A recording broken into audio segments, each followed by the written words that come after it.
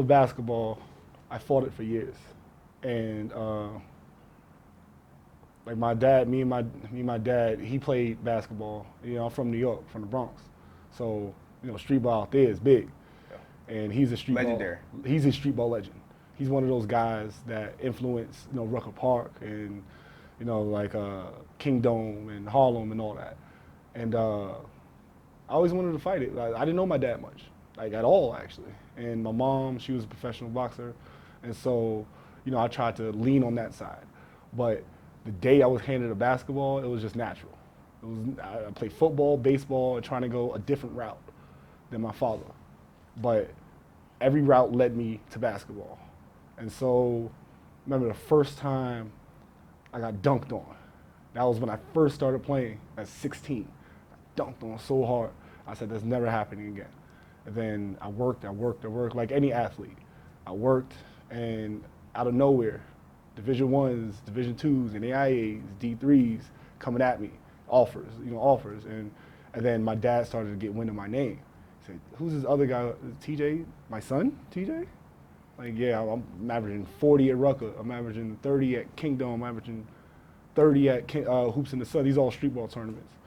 And, you know, my name, I'm starting to become my own name. And then, you know, my dad didn't want to know me.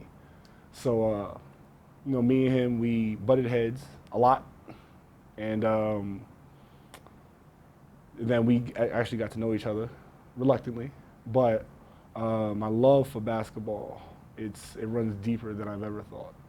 Because going from basketball, real basketball, to show basketball, it's a whole different world. And then, but the thing that led me to there was the NBA lockout.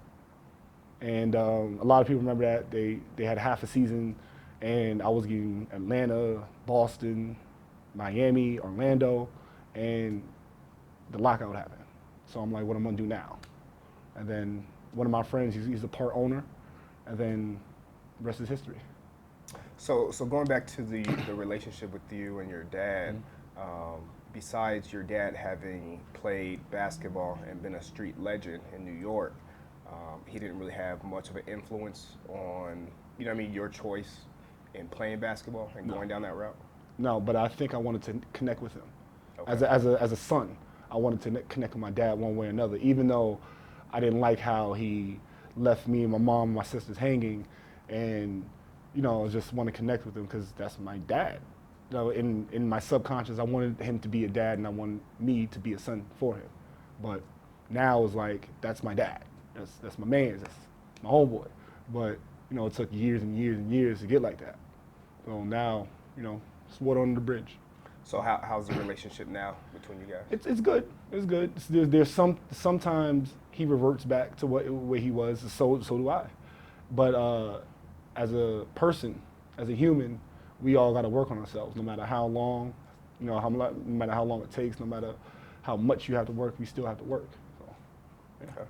I wasn't raised in that era. You know, that loving era. I was raised in, yo, I'm gonna get off as much as I can. You know, as a man, and my dad was part of that, and like, you know, I've heard his name like when I was like 15, heard it like Hammer, they called him Hammer, and so like, oh yeah, Hammer get all the bitches, and you know, when I visited him one day to get money because child support, so I remember.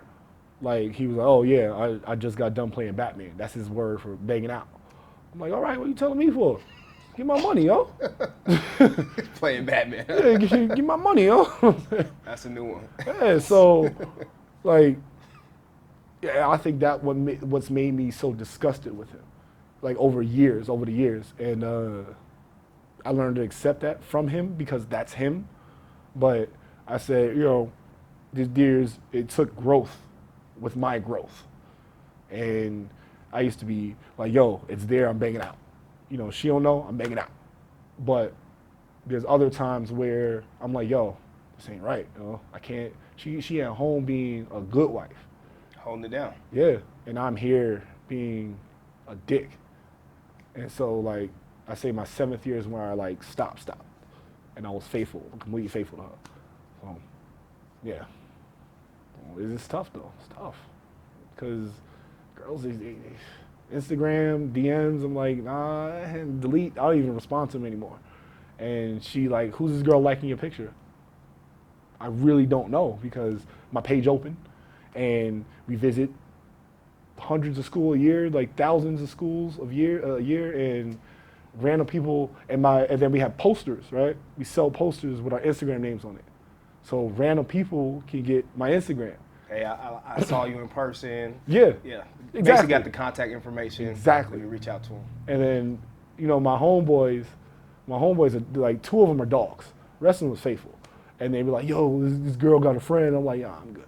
There's times where I babysit, for them. But I'm like, yo, don't touch me. You can sit over there. Like, I'll wait for you in the lobby I'll wait for your friend in the lobby with you, but we're not doing anything. We can have a good conversation. I'm married though, like married. And that's a growth. I tell you, man, because I was bad, bad. Ugh. But now I'm like, is that really worth it? Is it? My kids not being, so if a random chick take me away from my kids, like, I've been saying this way before I've been with her. I said, bitches ain't shit. Literally. And then after the damage is done, they're gone as well. Exactly. And they will never treat you like, your wife would, and do the things that she would do. Like, why risk that? And I had to tell myself, I had to talk with myself, and I had to tell myself that I've never had this. My mom went to jail for 10 years, and I was foster homes, and then when she came back, like, it was dysfunctional because the only way she knew how to talk with her emotions was through a fist. So she always hit me, and made me tough. But as a kid, 15, 16-year-old kid going to school with bruises, not a good look. But I knew my mom loved me, and when I didn't understand when she did go to jail, but I understood why, but I didn't understand why for how long. And it took 13 years for her to explain it to me, like, because jail, and then she sat me down and explained why she went to jail and what she did in jail, what she had to do. I was like, damn, my she's a thug.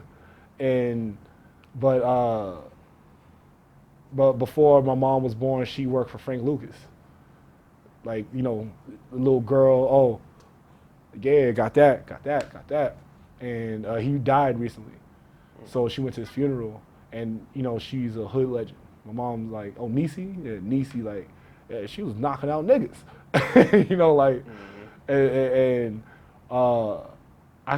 We could walk in Harlem, she'll get stopped like 15 times by the old heads, Niecy, how you doing? Oh, I'm okay. You need anything? Need any money or anything? Like, they were hitting her up, like this is just me just walking with my moms, and they be like, who this nigga? And they talk about me. And I'm like, oh, that's my son. Oh, shit, he's big. And, So you look like a grown man already. Yeah. And so, like, when because parents like to embellish sometimes. But when I found out everything was factual, like, she used to knock out dudes, and I was like, what? She used to run drugs, like, all over the country for this guy. I'm like, what? This guy, yeah. Like, Ma. I was disappointed and hype at the same time. Because I'm like, damn, Ma, you was really doing this. And, and it's not from her. It was from people, like other people, like, yo, your mom was a G. Like, you don't know. Like, one time I asked her to knock out a chick, she did it, like, on the spot. Didn't ask why, no, none. Bow, knocked out. And then knocked out her boyfriend. I'm like, yo, hold on, wait. Hold on, wait. You telling me my mom knocked out the girlfriend, the boyfriend said something, and he knocked. I'm like, whoa. But the thing that completely swung her attitude, so she used to work at Best Buy, right? And I remember this to this day. PlayStation 3 first came out. That was a hot thing. The guy tried to take the PS3 from my sister, like choked out and all that. So my mom, like literally picked him up over her head and her knee, like, just bop, bop, bop, and dropped him on his neck. And she was hurt, like she tore everything in her knee. And because, you know, she was LP, she was security. So after that, like she had knee surgery on knee surgery on knee surgery on knee surgery. And I think that, like, don't get me wrong, she can still fight. I know this every time I see her. That's the way we, like, hey, what's up? Bow, like hit me right in my chest. I'm like, all right, mom, I can't hit you back. I love you though. And yeah, so like now she's good, but the thing is like my nephew's me, like literally, because his father's not around, single mom, you know, and she's trying to do better, being there as much as I can because she wasn't there for me, because the reason why she went to jail because she beat up a cop because he spit on me, and her hands was registered, so, you know, like both hands, she got both hands, 3 years for both hands each, and then she got attempted murder. This is on the same Yeah, same person? yeah, assaulting an officer, and damaging state property, the car. She put his head through a car. So yeah, so, and put him in the hospital for like 6 months. Well, he should have lost his job. But you know, back then, it wasn't like that. You know, Cop should have lost his job. How do you allow that to happen? And a female. Yeah, because my mom shouldn't be on the street. My mom was holding me, and I was like they were fighting, and I was going on 6, and she was like, TJ, let's go, come here and pick up, and she picked me up, and the cop told her to get the fuck out of here. She was like, yo, listen, I have my son, I'm leaving, and the way she told me, said, no, you need to get the fuck out of here.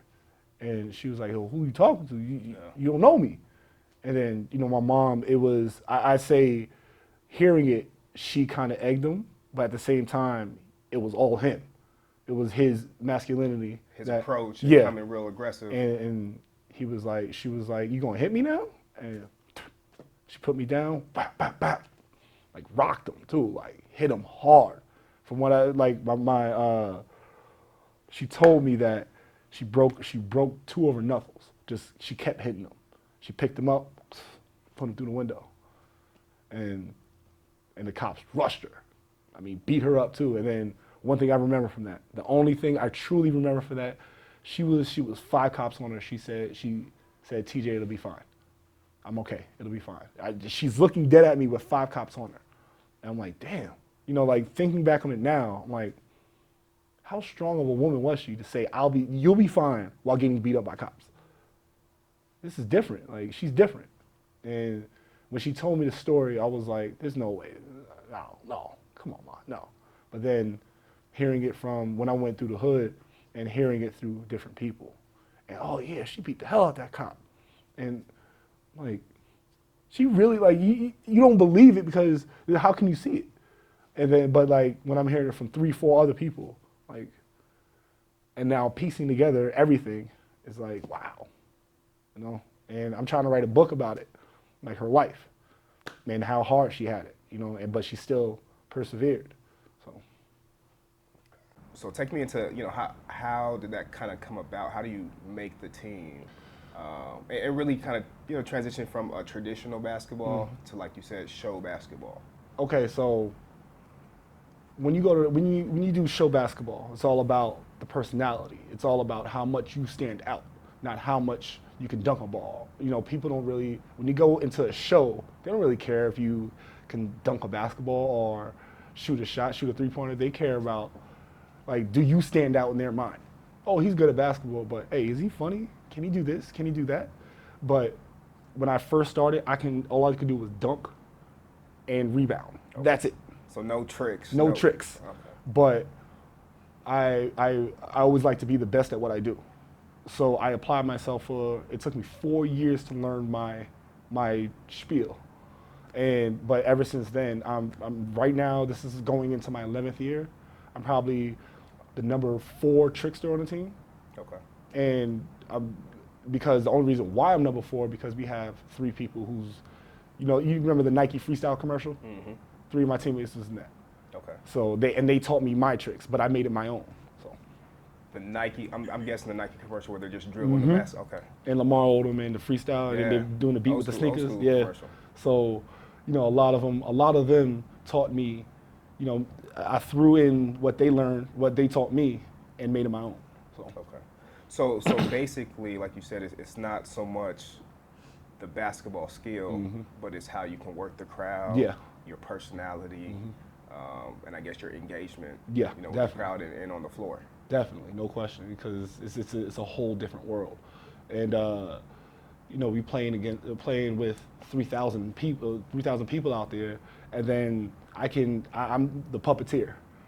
I'm the puppeteer. You do what I say, and then it's just like when you see 2,000 people doing what you doing because they told you to, it's intoxicating, and it's fun, and then we have fun. So when we have fun, they have more fun. Okay. So let's talk about I guess a career with the team, with the Harlem Wizards.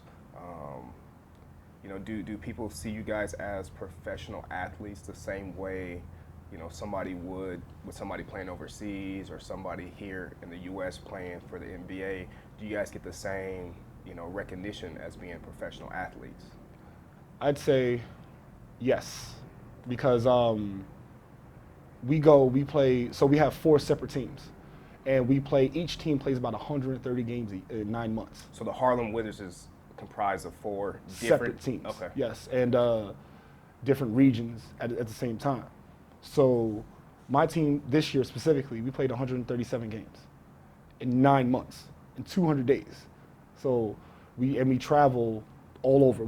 People get mistaken that we stay in one area. So we traveled from Jersey to Indiana, from Indiana to Texas, Texas to Arkansas, Arkansas to Utah, Utah to Colorado. And this is all within like 2 weeks, 2-3 weeks. So when we go into the towns, people look at us like, whoa. And we all with the gear, and it's like, who are these people? And then we show them, and they're like, this is the best thing I've ever seen. Sometimes we go into little towns where the population is 500, and we go into big cities where the population is 6 million. So they look at us, and we have a certain celebrity, but not as celebrity as the NBA. The thing is, when we go into a restaurant per se, right? You see a 6'8", 6'5", 6'6" guy, and they got to play basketball or something, and then, that's when my personality shines. Hey, you could talk to me like hi, how you doing? You know, and then I get a million questions every day, like, oh, how long has it been around? How long you been doing it? What does it take to do it? And I answer, and people appreciate that more because I'm willing to talk to them. Like, why not? I've been around the world. I've been to 22 countries. Why not talk to them? Why not get a different aspect from different? All with playing with the Harlem Wizards. Yes. Okay. See, and I think a lot of people do have those questions because it's not advertised as you would, games in the NBA, or I would say it's not even advertised as much as the WNBA. Yeah, you're right. It's kind of a hidden world. Unless you're on the team, a lot of people don't know a lot about it. Yeah, the thing is, with the advertisement, we're our own advertisement company. So say we have a game in El Paso. We will go into 4 or 5 different schools and advertise ourselves, sell ourselves basically. And then, oh wow, he talked to me. Like, wow, like this guy talked to me. The kids is going bonkers. And they, like I said, I don't mind talking to anybody. And you can't be scared to meet new people, especially with our profession.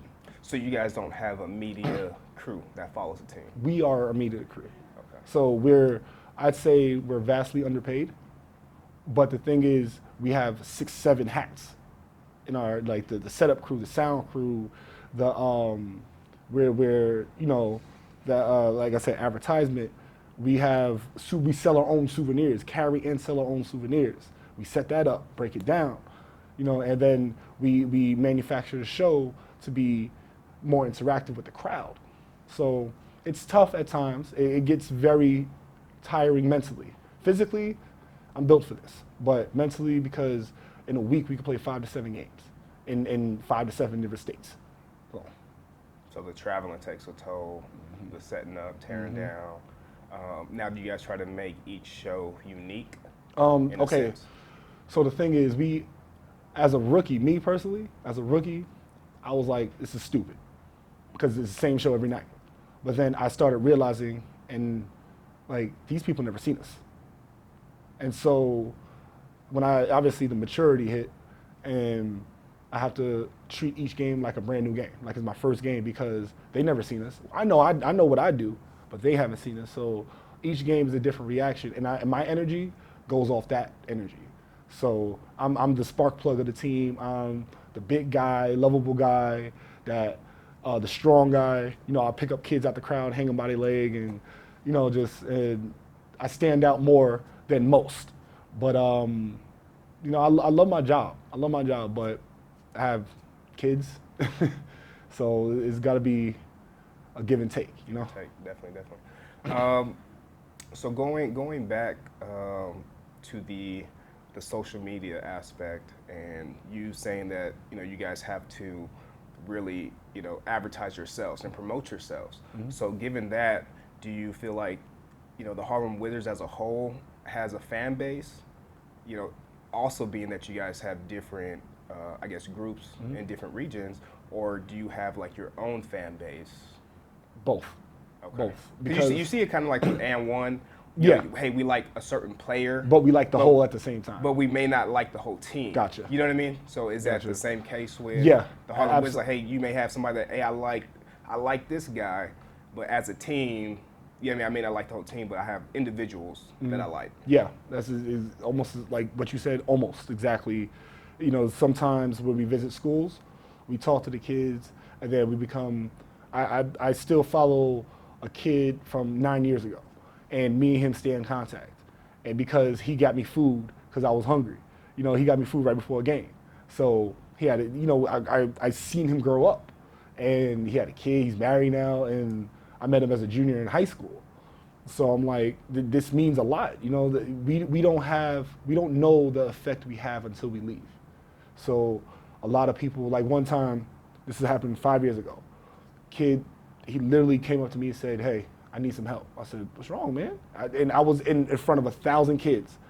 And this is during the game? This is during me visiting the school. Okay. So my specialty is high school. Gotcha. Because I know how to handle them. So, right after I got done, he said, "I need your help." I'm like, "What's wrong, man?" He said, "I'm really thinking about killing myself." Like, what? Well, hold on, let's sit down, man. Let's sit down. So he's asking you this in front of his peers. Not in front, but like right after I got done, he came up to you me. To the side. Yeah. Gotcha. And I'm like, what's the matter, man? And I started talking to him, and realizing that, we're all people. That's the turnaround in my career, where I realized that what I do means more. Yeah, and it's impacting people. Yeah. And so when he told me this, I was like, we sat down, and I was supposed to be at the hotel, and I stood with him for an hour and just talked to him, and he was like, "You saved my life, literally." And then he hit me up on Instagram like 3 months ago. I said, "Hey, I got a manager job at Walmart. I got a kid on the way. Like, look at you, man. You came a long way." And I'm like, that means so much to me, that I can impact people that much. And my celebrity, I don't like being that, but I would say the influence you have. Yeah. And it ran way deeper than I thought. And a lot of people don't realize, they think we just spin a basketball and make people happy. But when that aspect comes into light, and people don't know, but when it's out there, they were like, "Oh my God, I didn't know you did anything like this." But this is me. It's not like a brand new person I just made, and I've been doing this for years, just helping people, and that's my biggest thing. I want to help.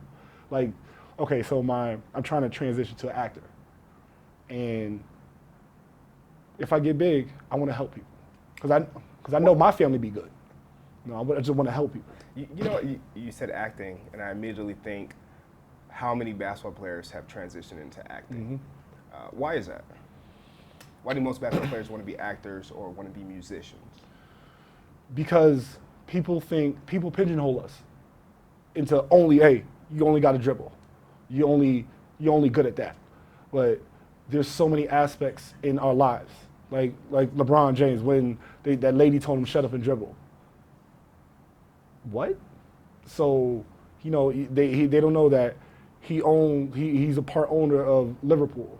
He's gonna be Cleveland's part owner. Like, he has so many investments. The reason why he moved to LA to be with his kids. He has an agency that signs the biggest athletes. There's more levels to it. And like Dame Lillard, the musician, he's actually a good rapper. And people think that, oh, he's supposed to be only that. And there's different aspects. Because what I do, the show basketball, I act every night. Because like I said, it's a brand new crowd. And I have to act like I've never seen them before. I've never done my show. So, acting comes easy to a basketball player because they put themselves out there already. And then being a musician is the culture of an athlete. Music is big. Music can affect my whole day. Do you have any signature tricks that you've kind of patented, and this is your your kind of go-to move that nobody else can really do or do it like you? Three. Okay. So one of them, I spin the ball on my finger, put it behind my back, I flick it up and catch it on the same finger. Nobody does that. So I've been years, it took me about 4 years to learn that trick, but then now I'm starting to perfect it. I want to expand on it, so I do it 3 times. Boom, boom, in Back one to spin, back. one spin, yeah.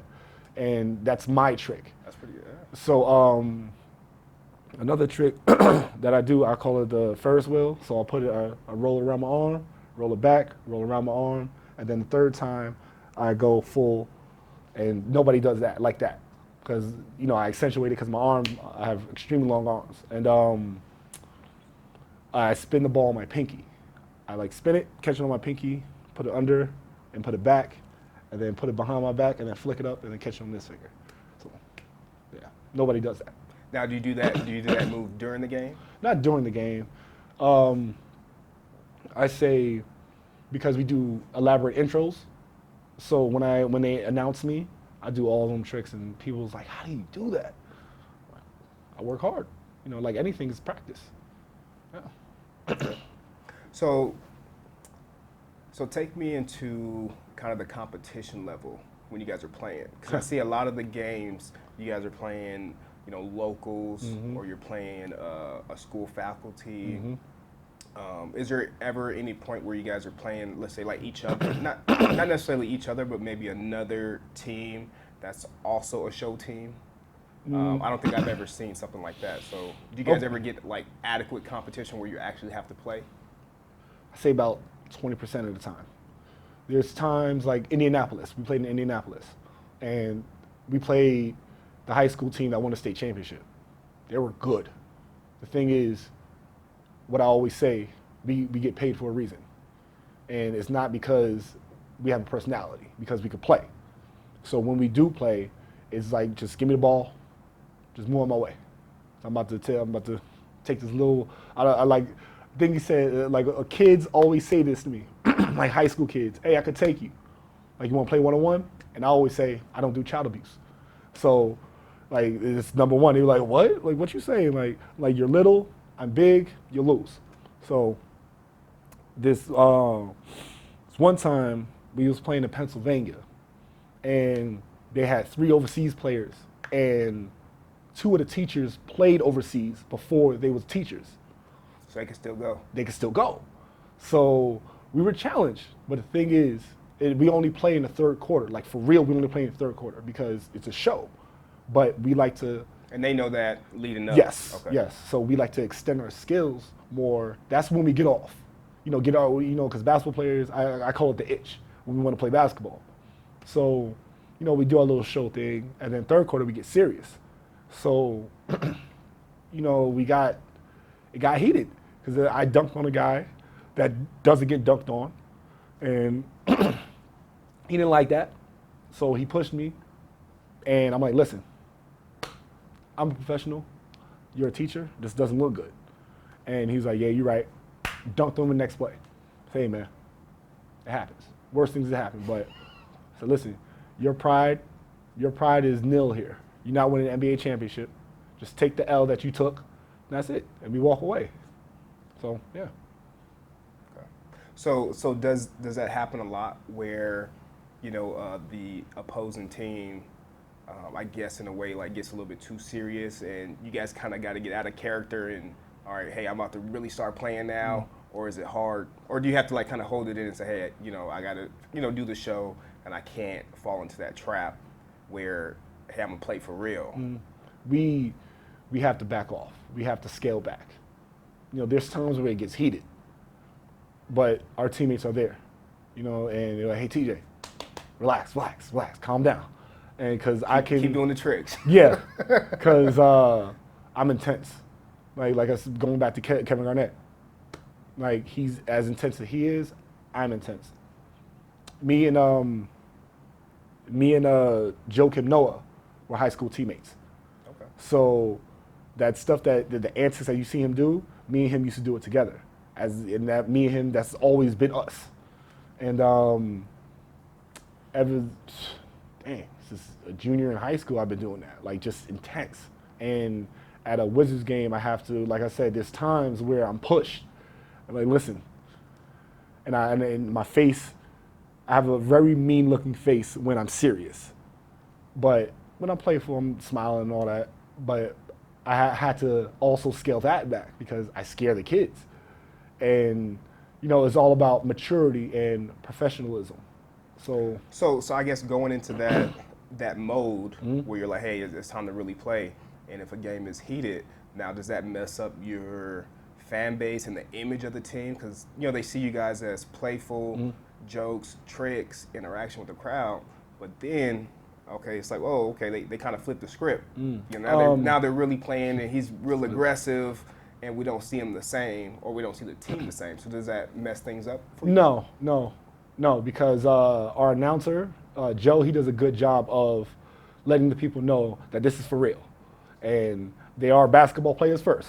So basically say, hey, it's about to start heating up. Yes. I got you. Yeah. Okay. So, like I said, there's not many times that we can actually get off. But there's times where we do, and we have a blast at it. We have fun all around as, jokes and, like you said, tricks. But there's times where we get off, and we let them know because sometimes we put them up 20. Like, listen, you have the full advantage. And we let them know that, like I said, there's a reason why we get paid. And there's a reason why someone has been here 6, 7, 8, 9, 10 years. And it's just because of that, So a lot of overseas trips that we go to, I go to because we actually play. So we actually get most of the players, not the dunkers. We have some amazing dunkers, man. Like there's some dunkers that I've never seen what they can do, like, under the legs and between the legs. I can't do that. I can do a windmill and a hard dunk. That's it. But I don't care about that. 2 points is 2 points. Yeah, I'd rather put you on a block, boom, bam, hard dunk. That's me, though. That's always been me. I don't want to do it that long because I know my body. I know the traveling is going to kill me when I get a little older. My kids, my wife, I want to stop doing it on my own terms. I want to be like, hey, I don't want to do it no more. And like I said, I want to transition to something that'd be more fruitful in my later years. What would you like to transition to after basketball? Acting. I've been in 3 commercials the last 6 months, and it's fun. It's fun. When I did my first commercial, I was nervous as hell. When I did my second commercial, it was nervous, but not as nervous. But I was on the spotlight. It was just me. And then my third commercial, it was a basketball commercial, so that came natural. Okay. So full-time actor? Full-time. Working actor. That's what I want to be. And I've seen, like, Harrison Ford. He got his first big gig at 42. And the thing is, if I there's no shortcuts to hard work. But if I put myself out there, I feel that I don't have to work as hard. So I'm definitely willing to work hard, and I want to work hard. Thing is, I don't want to. I know success comes when you lose sometimes, but I don't want that to happen because I got a family that needs me. You know. Depending on you. Yeah. Yeah. So what kind of roles could you see yourself playing? Love interest, the resident, the resident jerk, the bully. I can see that. I can see myself doing a villain, you know, like a bad guy, because that always interests me. You know, I look at the bad guys in movies like Black Panther, how Michael B. Jordan did that. Like, you sympathize with them. He did really good in that. He did amazing in that movie. And a lot of villains, they don't get the recognition they do, you know. But I can see myself being the strong guy, resident strong guy, the person that, the best friend. You know, and these are real attributes. And so I feel that acting becomes an extension of yourself. And that's why I feel like I'll be good in any role. Just present me the script and let you work. Yeah. Yeah. All right.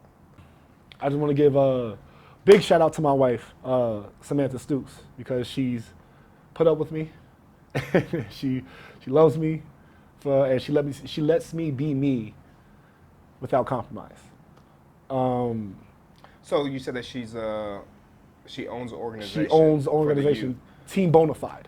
Okay. And she literally, from under the ground, built it to where it's at now. And I was just there, you know, whatever she needed, I was there. But she has put that organization together and made it a franchise, not just an organization. She does so much for other people, you know. And for the last 6 years, we had 57 players signed to college, and one person didn't sign to college because they served the country now. 57 girls signed to college from El Paso. Nobody, El Paso doesn't get love like that, you know, with recruiting. But she made it happen. And people don't know that, though. And they just think, she got the skill, you know. But a lot of the girls, she is more than basketball. She teaches them how to be women.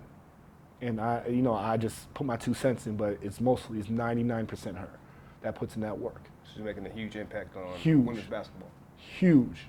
And I don't get how men can be so toxic about women's basketball. I don't get that. It threw me off. It always throws me off. But, and she taught me half the stuff I know. And so I thank her for that. You know, I appreciate her so much. I think she knows to a point how much I appreciate her, but, you know, I really, really, really, really, really appreciate her because she changed my life for the better. And yeah. So follow me on Instagram, HW Tomahawk 20, and Twitter, T.J Stukes 84. I'm active on both, but fun-loving guy. This is me. So you mentioned you have a son now. A son and a daughter, yeah. Son and a daughter. Mm-hmm. So what are some of the things you're gonna, kind of expect out of your son, being that you're playing on this level, or is it something that you're gonna kind of instill in him, or kind of let him choose what he wants to do? Are you exposing him to basketball? Okay, so it's as every man who has a son first, they want them to follow their footsteps, but do it better. It's backwards. My daughter is following my footsteps. We call them to the calm and the storm, because my daughter, her personality is me, the wild, outgoing, fun-loving, loud. My son, like, put it in perfect perspective. I take the boat to the park. My daughter's like, "Daddy, let's get dirty. Let's run around." My son's like, "Dad, I want to sit down and read a book." And I'm like, "What?" what is wrong with you, man? Go run. Dad, not today. But my thing is, I want from both of my kids is just to work hard, to never settle. My both kids play basketball. I'd say my son is the athlete. My son's gonna have it, never work on it. He's just gonna have it. My daughter is gonna be the professional. She works hard now. She's 5 years old and dribbles 2 balls like nothing. And it, I, last week, she said, Dad, watch. She makes eight out of the 10 shots that she shoots at 5 years old. I'm looking at her like, that's my girl right there. But don't get me wrong, I love my son. But when it comes to sports, me and her can sit home 2-3 hours looking at Sports Center. And he's like, listen, Dad, I want to play Roblox or Fortnite, whatever it is. And so, the biggest thing is with me and the missus, we put ourselves out there. We work hard. We don't like shortcuts. We're intense too. We're also intense, especially with our kids, because we try to make them do better and be better than us. And there's going to be a point where we have to let them fail. I was taught early that sometimes you have to lose, you have to fail to let them know how they can win. So, me with her, she's around them a lot more.